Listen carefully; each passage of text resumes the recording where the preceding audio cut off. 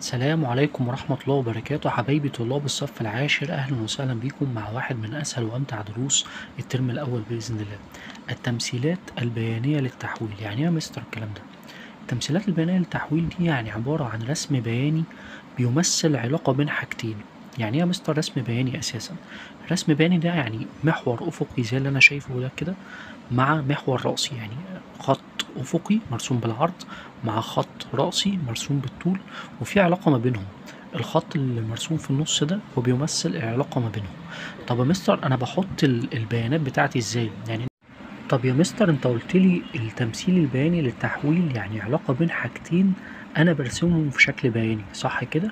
علاقة ولنفترض مثلا ما بين الميل والكيلومتر، أو ما بين الكيلومتر والميل، هي أنا بحط الكلام ده في صورة رسم بياني عشان أقدر أستخرج منه بيانات. طب أنا ممكن أفهم إيه تاني يا مستر من الرسم البياني دوت غير إن في علاقة ما بين الميل والكيلومتر أو ما بين الكيلومتر والميل؟ أفهم إن المحتوى الأفقي ده لو أخدت بالك هو بادئ النقطة دي صفر وصفر، بعد كده 5 10 15 20. طب أفهم إيه برضو؟ أنا ممكن ألاحظ بالعين المجردة إن الراجل كل مرة بيزود لي 5، يعني كل رقم هنا بدأ ب5 بقى 10 بقى 15. وممكن بطريقة تانية. إيه هي الطريقة التانية؟ الطريقة التانية دي يا حبيبي إن أنا أختار أي رقمين جنب بعض وأطرحهم من بعض، يعني 30 ناقص 25 هتلاقيها 5، 15 ناقص 10 هتلاقيها 5. يبقى إذا اللي أنا فهمته إن الراجل كل مرة بيزود 5. تمام. طب الكلام ده في المحتوى الأفقي بس؟ لا، الكلام ده في المحتوى الأفقي والرأسي باختلاف الأرقام. يعني إيه؟ يعني لو جيت يا مستر أبص على المحتوى الرأسي هلاقي برضو إنه في تسلسل الراجل ماشي بيه. الراجل هنا بادئ بصفر وصفر، بعد كده 10 20 30 40. خدت بالك انت ان هو في كل مرة بيزود على الرقم 10؟ يعني لو جيت اخدت اي رقمين من بعض، احنا اتعلمنا بقى في المحتوى الافقي 40 ناقص 30 هتلاقيها 10، طب 60 ناقص 50 هتلاقيها 10.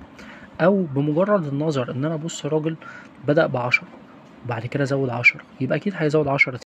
طيب في ايه تاني مهم جدا يا مستر انا اخد بالي منه في الرسم؟ يعني عايز تقولي ان في حاجة كمان تالتة مهمة جدا لازم وانا ببص على الرسم البياني اخدها في اعتباري.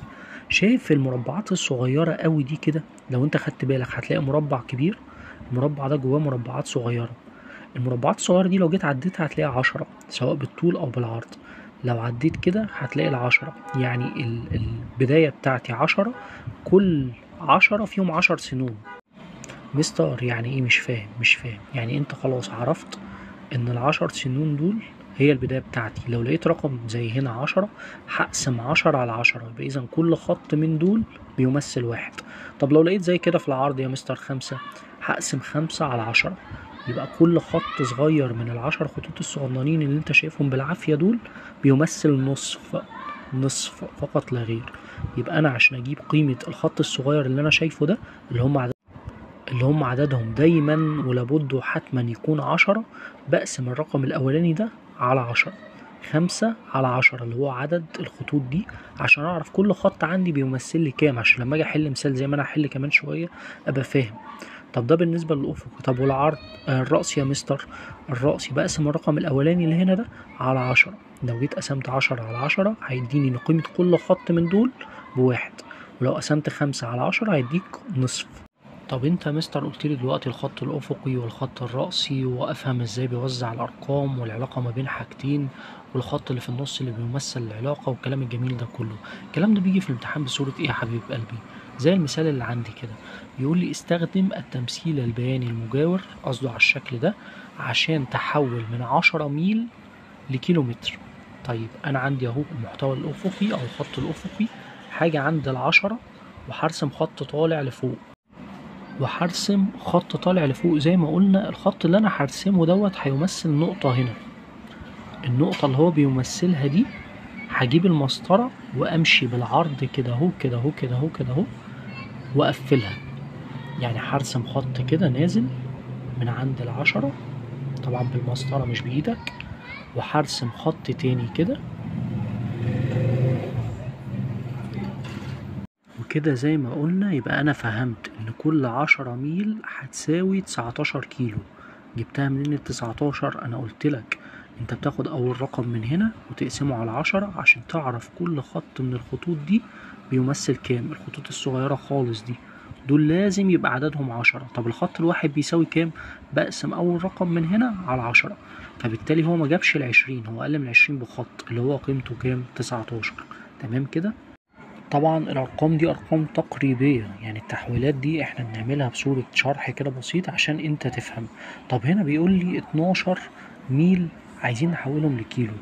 انا هنا قلت لك ان الخط الصغير اللي انت مش شايفه ده بيمثل نصف ميل، يعني كل خطين يعملوا واحد، كده بقى 11. عد كمان خطين يبقى هنا انا هحط العلامة بتاعتي وهطلع بالمسطرة لفوق زي ما قلنا. هطلع بالمسطرة. طبعا انا هنا طلعت من عند ال 12 ميل على المحتوى الافقي، ورحت شادد خط بالعرض كده على المحتوى الرأسي. طب دول كام سنة؟ دول كده ادي 1 ادي 2 ادي 3 4. احنا قلنا في المحتوى الرأسي السنة بتمثل كيلو، جبناها منين تاني وتالت ورابع؟ قسمنا الرقم اللي في البداية دوت على 10. تمام، احنا هنا جبناها 24 كيلو. 24 كيلو لما مشينا 12 ميل. تمام كده. طبعا دي ارقام كروكي، يعني دي ارقام احنا كده بنفهمك بس، بنشرح لك الدنيا ماشيه ازاي. طب بص بقى المثال بقيته جايب لك ايه. بيقول لك لو 20 كيلو متر عايز احولهم للميل. ايه الفرق ما بين دي والاتنين التانيين؟ هو هنا بيلعب بيا، يعني بيضحك عليا، عايز نيجي عند ال20 بالظبط وامشي بالعرض لغايه ما اوصل لهنا واروح نازل. تمام، همشي بالعرض كده وهاجي هنا وهنزل. تمام، هيطلعوا لي حوالي 10 ميل ونص. طب يا مستر ايه الفرق؟ برضه انا مخدتش بالي. خلي بالك ما يضحكش عليك، هو هنا قالك حول لي 10 ميل الى 11 كيلو، فانت اشتغلت على المحتوى الافقي اللي هو بيمثل الميل. لكن هناك في اللي بعديها قالك 20 كيلو. 20 كيلو يعني تبص هو بيبدأ بايه؟ هل هو بيطلب منك حول لي من كيلو لميل ولا من ميل لكيلو؟ اصل لو قالك من ميل لكيلو يبقى انت هتبص هنا الاول وتطلع وتاخد خط وتشوف عامل كام كيلو. طب لو قالك من كيلو الميل، لا يبقى انت هتبدأ من هنا الاول وتشوف هو طالب منك ايه وتمشي بالعرض وتحط نقطة وتنزل بالمسطرة وتشوف عاملين كام ميل. ده الفرق ما بينها. يبقى انا ركز في المسألة كويس جدا، افهم دماغ الراجل هو عايز يحول من ميل لكيلو ولا من كيلو لميل. طب اللي تحت دوت ماشي ازاي؟ طب السن او الخط الواحد ده عامل كام؟ اتمنى يا رب تكونوا استفدتوا واستمتعتوا معانا، وده كان اول درس، ويا رب ما نكونش كنا تقال عليكم، وبتنجاح وتوفيق.